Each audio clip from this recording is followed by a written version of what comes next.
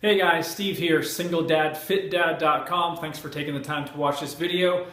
Today is another Saturday Q&A, and what I want to answer briefly, and which is something that's on the minds of most men, if not all men, is how to get abs. You know, we all want to have a nice looking stomach.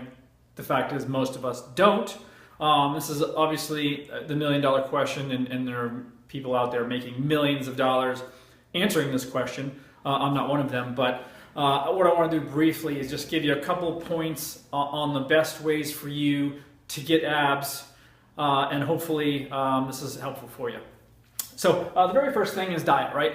Diet is absolutely the most critical piece when it comes to getting abs, okay? You can train your ass off in the gym 7 days a week, but if your diet is garbage, you're never going to reduce that body fat, and you're never going to be able to see those muscles like you should. It has to be a priority, eating well, okay? There's just no way around it. You know, you can't out-train a bad diet. One of my favorite sayings, you can't out-train a bad diet, and it's true, so don't try. Rule number 2, spot reduction, can't do it, okay? I see people all the time at the gym doing side bends, crunches, yet they have this huge beer belly or gut, and it makes no sense. Right?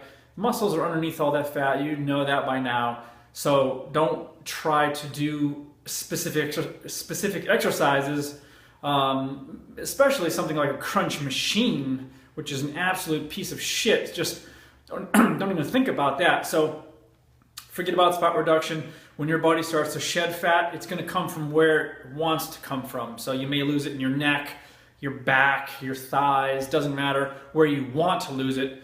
It's going to come from what your body determines, okay? Metabolism up, that's the priority here.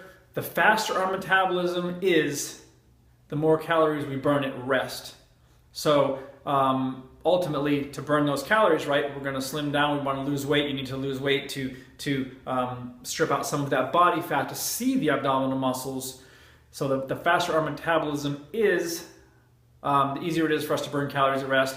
And it makes it that much easier for us to ultimately get what we want in seeing our abs. Okay, genetics has a piece of this as well. So some people are never going to see their abs. You know, there are endomorphs, which are kind of the heavier set, big boned, kind of chubby people out there.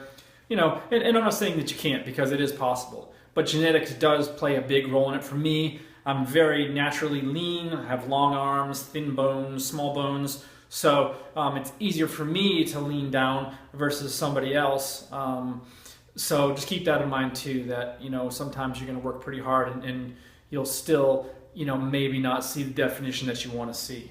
Okay. Body fat, again, it comes down to your body fat levels is when you can start seeing the abdominal muscles. You know, from what I have always learned, that, you know, kind of at 10% body fat for most men, your stomach's kind of look like a bar of soap, nice and smooth, flat, you know, and that's great for some men. If you want more definition, you know, start working down 8%, 7%. You know, when I was in my late 20s, I was down around 6.5%, and, you know, very lean, a lot of definition there. So, you know, kind of strive for that 10 and under range as a general rule, not always, but as a general rule.